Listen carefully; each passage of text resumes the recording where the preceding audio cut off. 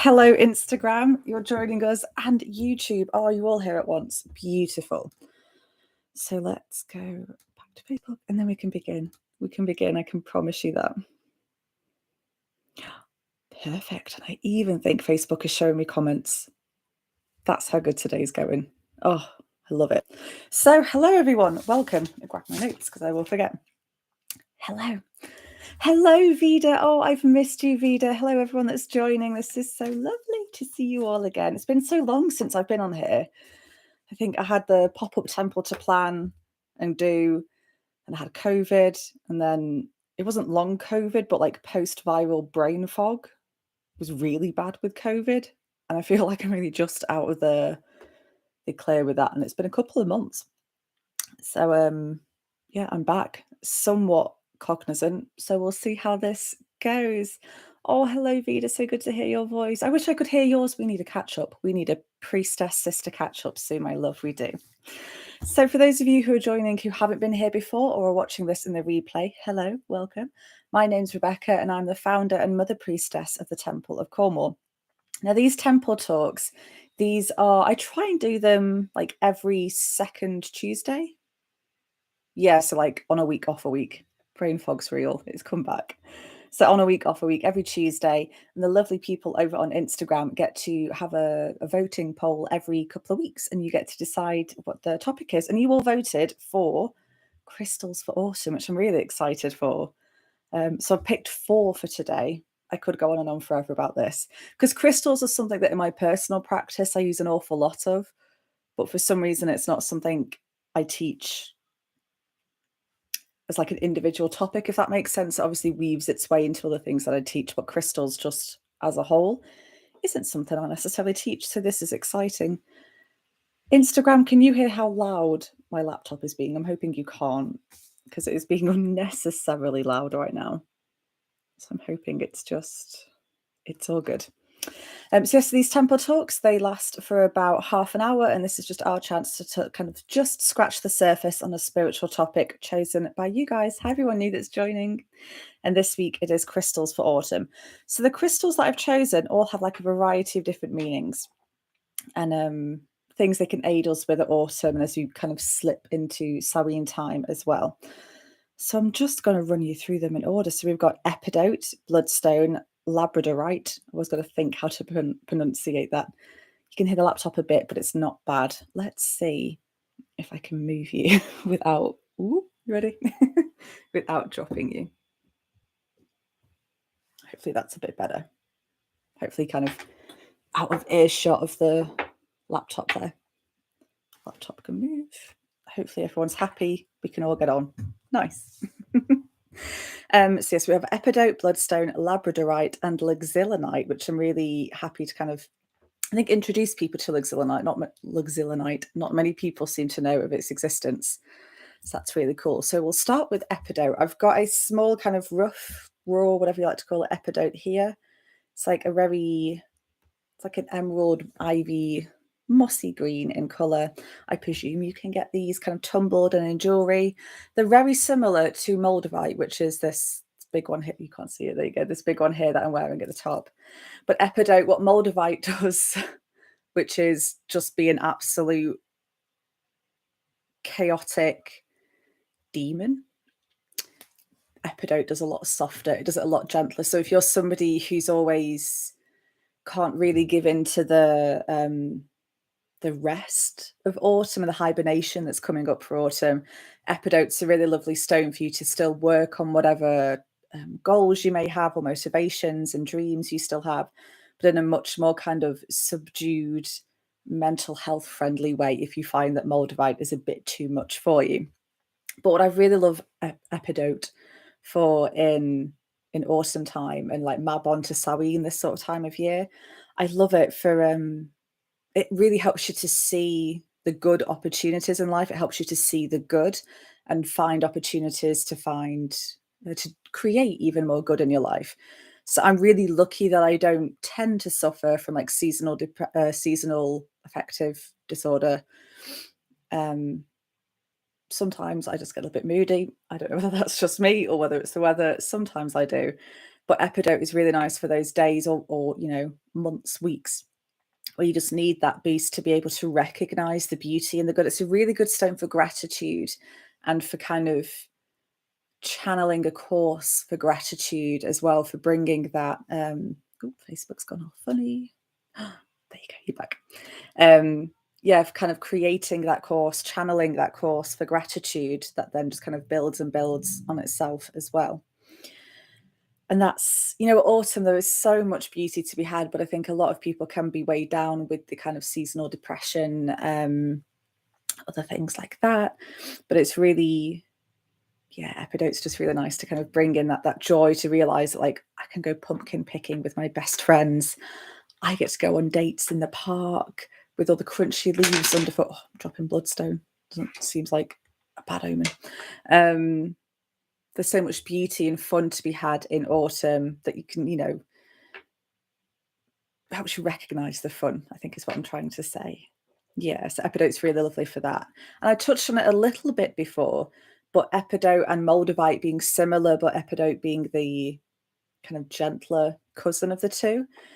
In that same vein, if you're somebody who really cherishes and values doing shadow work at this time of year, as we approach Samhain and that kind of shimmering veil that's about to be slightly lifted. If you're somebody who really values this time of year for shadow work, which is amazing if you have the kind of mental capacity for that, epidote is really good at bringing in that gentleness that you need as well. Gentleness for self, gentleness for the topics that you're kind of diving into when you do your shadow work. And when I say compassion for other people involved, I don't necessarily mean that person wronged you, but now you've got to be all nice to them. It's not that sort of compassion. It's the compassion that will help you to forgive and to the best that you can and should be able to is move on. And again, by that, I mean, I don't think you have to move on from everything. You can be angry and bitter your whole life if you wish about certain things. I think that's very fair in some circumstances. But if you want to do it gently and forgive people for your own peace of mind, epidote is amazing for that. It's fantastic. So we move on to bloodstone. I should have gotten all my bigger versions of these crystals, but I'm sure everyone's seen bloodstone before. Ooh, can't turn it. There you go. So it's like a mossy green with dots of my hand looks huge there with bits of like red markings on them. Now there's a whole mythology or folklore or story surrounding these, which is all about there's two different versions I've heard. So one is the Christianized version, where it talks about the Christ's blood at the crucifixion falling on the stones and they became the bloodstone. And the one that I hear the most in Cornwall, the land of the pagans and the witches and the druids, we get taught the most that it's the blood of King Arthur as he was slain on Culloden. That was a very real battle. This post-COVID brain fog is back. It was my first time in public for the temple, so it's just come back. But whatever King Arthur's last battle was, Camellan. It's Camellan. The blood that was cast, his like mortal wounding from that wound, when that blood landed on the stones in just up the road from here, apparently in Camelford. That created bloodstone. And now, do correct me if I'm wrong, either if you're watching this live or on a replay, but it does ring a bell from some of the old mining boys that you still get here in Cornwall, that there is a bloodstone core running through parts of Cornwall, which is really cool. I think it's really interesting. But that's just my little bit of Cornish knowledge about bloodstone. But why I like bloodstone for kind of Mabon to Samhain time is for ancestral work. If there was ever a time to kind of connect in with your ancestors, it was Samhain. It's spooky season. It's time to get close to your loved ones, no matter which realm they are in. And this is, even if you're somebody that struggles with ancestral work. So that was me for a long while, to be honest. Most of the people in my life that I had known that had passed, I used to have very sticky relationships with in physical life. And bloodstone really helped me to kind of embody and connect in a very kind of womb way with the idea that those souls that have now passed played a big part in my reality, a big part, played a big role in who I am today and what I do today. And that's all pretty fantastic. So it's, they played their role in my life as I played one in theirs. And this is turning into a therapy session, isn't it? My goodness. But yeah, kind of understanding the roles that people play and how that then changes when we move from this like physical reality onto whatever you believe the next hereafter, whatever you believe that is for you. And Bloodstone does bring that kind of gentleness. If you're somebody with a womb or who connects in with womb energy and that divine feminine kind of the darkness of the cosmological womb of kind of Ceridwen's cauldron, this is a really fantastic stone to use to connect with your ancestors, whether you know them by name, whether you know them from place, whether you just have a long line of beautiful people who brought you to where you are today. You don't necessarily always need to know the ins and outs of all their gifts and traumas. Sometimes it's helpful, sometimes it's not. But just to honor them with the bloodstone, what I like to do is you can buy little chips of this. And when it's appropriate, usually around like Samhain for me, I'll go to, there's a tor that I live next to, which is where one of our crystals is actually taken from. And there's loads of like windswept hawthorns there. It's beautiful. And I'll go and scatter some like crystal bloodstone chips there.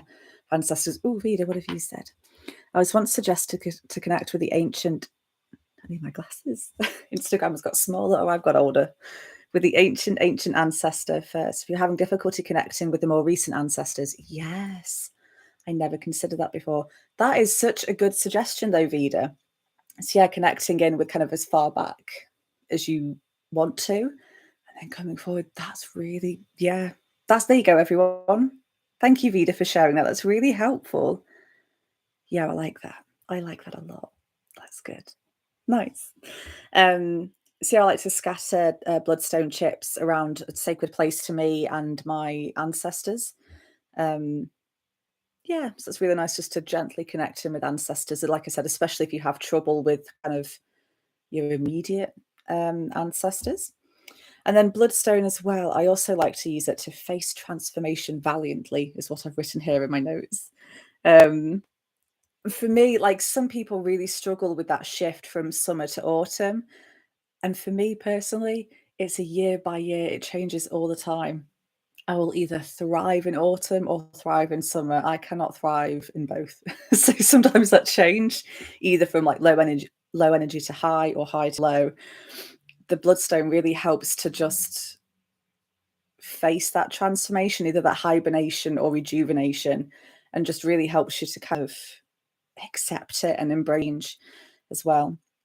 It's just a really, really lovely crystal to use. To accept the change and connect with ancestors as well. So the next stone we have got, what time are we on? Oh, we are bang on time. I love it when that happens. It's so rare. It's so rare. So next up we have labradorite. And I always have to think before I pronounce that, even though I used to go to elocution lessons. I should be able to say labradorite without thinking about it, but alas, I cannot. So labradorite, again, I just picked the nearest tumblestone to me. There we go. So it appears to be this like dark green stone to begin with, and then there you go. You get flashes of like I always think of it as like peacock feather colouring. Kind of get it. But I'm sure labradorite is super common, so I'm sure most of you know what it looks like. There you go, Facebook and YouTube, you're getting that there. Just gonna check the cool. Yeah, it's still good. I thought Facebook could like shut me down. So labradorite. This is a fantastic crystal that I like to use for connection to the spirit world. And this is, again, connecting with the spirit world is exponentially a lot easier at this time of year, moving towards Samhain, than it is at any other time of year if you're somebody who can't connect in all the time. Labradorite is an amazing crystal to kind of help enhance that. So now this wouldn't be for everyone. If you're somebody who can channel really easily, if you're somebody who does a lot of divination work, either for yourself or for clients, if you're a priestess or somebody who does a lot of spiritual things for a living, or at least is a massive part of your life, your day-to-day life, I don't think you're going to need labradorite or anything to help you connect in while the veils are thinning, because if anything, you need something to help you kind of draw back. You need like a grounding stone. Like, I always forget what this is. Hematite? This might be raw hematite, I'm not sure, but it's hefty and heavy. Years ago, somebody gave me this when I worked at the crystal shop. And I loved it. It really, really helped me. But anyway, a whole different story. Yes, labradorite. So if you're somebody that wants that kind of extra boost to connect in with the spirit world, this is fantastic for that. And this can also go hand in hand with the bloodstone as well. And if you want to do ancestral work or magic or just honouring around this time of year, then bloodstone and labradorite together can be amazing. And this to me is a stone that really connects with your third eye center and also your what's that, soul star as well, that kind of connects the two, bridges them there as well.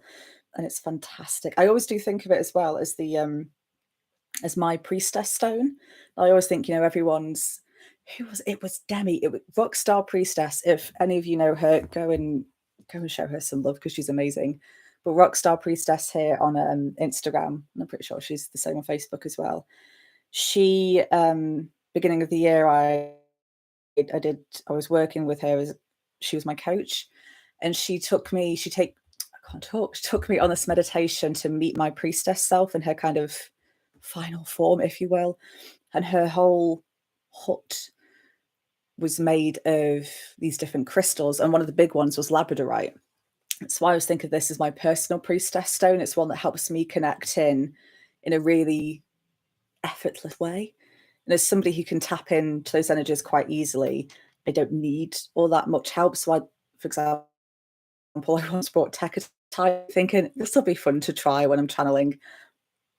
It took me way, way far away places I had no business being. So labradorite's a lot softer in that sense, which I think is what we all need at autumn. Even if you're just kind of coming to life, if this is your time of year, it's still nice to have that kind of, gently does it kind of attitude as well. So yes, labradorite, when I use it, it tends to be in meditation. So I'll place it, over the certain areas that I want it to be. I'll also hold it in my hand or have it in my bra if I'm doing a divination, like tarot readings for clients. If I'm channeling, I don't tend to use crystals anymore because, like I said, the Tekatite just took me to places I had no business being. But yeah, if you're somebody who wants to get into that sort of stuff, labradorite's a really, really lovely, beautiful stone to start with. If you want kind of crystalline assistance there as well. And then the final stone that I've got for you today is luxillinite. So this is a raw form, which I found when I was off hiking. The colours aren't really coming up. You kind of get the idea. And when I was hiking on a tour, literally kind of just up the road from me. There you go. Oh, Facebook's getting the colours better. That's good. So this was just poking out the ground. And luxillinite is actually taken from the village that is next door to where the village that I live in as well, here in Cornwall. So it's really cool that this exists, like just down there. It's just over there. Now, luxillinite to me is a stone that really embodies the energies of the spirit of Cornwall, which is our kind of deity here in Cornwall. I don't know why I paused then. I was about to say Big Daddy deity, and that sounded very weird. And considering they're a genderless deity, wouldn't be very fair. But the big deity that we have here in Cornwall, and they always seem to be a mixture of a little bit of black tourmaline, a little bit of Cornish quartz, but then there's like this red veining running through, which I was trying to show you on Instagram before, and it wasn't really, Big Daddy deity. It's not quite right, is it? It doesn't quite. Maybe that's more better for like Odin or Zeus or somebody. But yeah, so luxillinite really embodies that essence of the spirit of Cornwall. So for those of you that have been here or connected with the energies, this is you'll know that energy, you'll know that feeling that it invokes. But for those of you that don't, it's pure.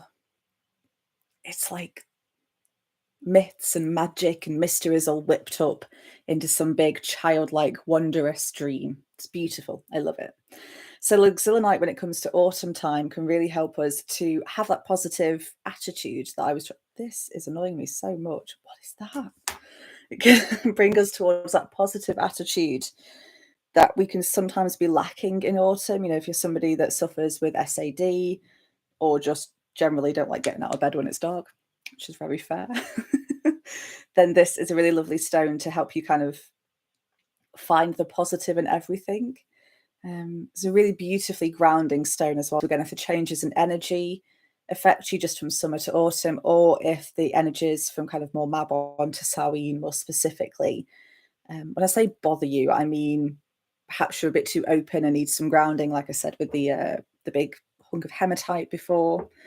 This can really just bring you kind of back home to your body. This is tell you what, this is a really good stone if any of you have anxiety or suffer with panic attacks. If you can find like a chunk of it to keep in a pocket or a bra or wherever you like, then it's really good to have on you as like a worry stone almost. So when you're having a panic attack, it can bring you back home to the safety of your body. If that's something that triggers your panic attacks, is feeling not safe or not at home in your body, this is a fantastic thing to do. And even wider than your body, for your environment as well. It makes your environment much more comforting and cozy, much more, when I say accepting of you, not that an environment can necessarily reject you, but it makes you feel more welcomed by your environment. Like tourmaline and quartz in there, it does really help to add a really like high vibrational protective quality to it. I'm just going to check in on YouTube because I've not done that this whole time. Hello, YouTube. Yeah, YouTube's all good. Nice. Facebook, are you all good? Yeah, nice. Yes, protective quality is really, really good with this as well. It's almost like that divine protection that everybody speaks of, but is, if you're anything like me, need proof of it. You kind of want proof that, yeah, I can admit that I'm divinely protected, but like, I want to see it. I just want to know it's happening so I can go about my life and trust, which defeats the object. But anyway, I'm sure those of you with fellow anxiety people will get that. This is also a really good stone if you're somebody who likes to do a lot of, when I say curse removal, I've got no particular kind of not interest, but like knowledge of curses. And like, I've never experienced one in my personal life, as far as I'm aware. Life's pretty good, so I don't see why it would be. But if you're somebody who does partake in that side of spirituality, this is really good at removing curses. Now, don't ever send a curse, but there's a whole different argument there. But anyway, I'm not going to get into the socio-political qualities of cursing and magic. But if you're somebody who wants to remove curses or kind of hexes, bindings, evil eyes, I can't remember the Italian name for evil eyes, even though I lived there and ironically to go and learn Italian. I can't remember, but anyway, the evil eye, anything like that, or just general ill wishes. This is a really lovely protective stone to have around your home. Where you would put black tourmaline generally, I like to add in luxillinite instead, as it brings in that kind of childlike wonder and joy as well. And I think, yeah, 1, 2, 3, 4, that's everything. Does anybody have any questions before I shoot off? Because I need to go get ready for a very lovely meal out today or this evening. Facebook's telling me my frame rate. That means nothing to me, my dear. Facebook, are you all good? YouTube, are you all good? And Instagram, are you all good? Any last minute questions? I never know how long to leave it. I don't want to cut somebody off while in the middle of typing. But if you have any questions, then you can DM me if I do accidentally cut you off. But it's been so lovely to be back here with you guys in a temple talk. Where are we? The 24th. No, 25th. So probably in a couple of Mondays' time, you can come back to my Instagram stories and check and vote there. And then I will see you then. But this will be immediately uploaded to YouTube. And if IGTV is still a thing, then it'll be uploaded to there as well. But we shall see.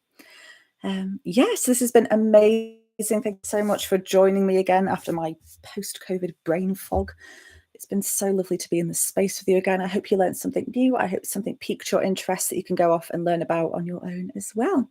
So lots of love to you all, and I will see you all next time. Bye, Instagram. And goodbye, Facebook. Lots of love. And goodbye, YouTube. Mwah. All the blessings.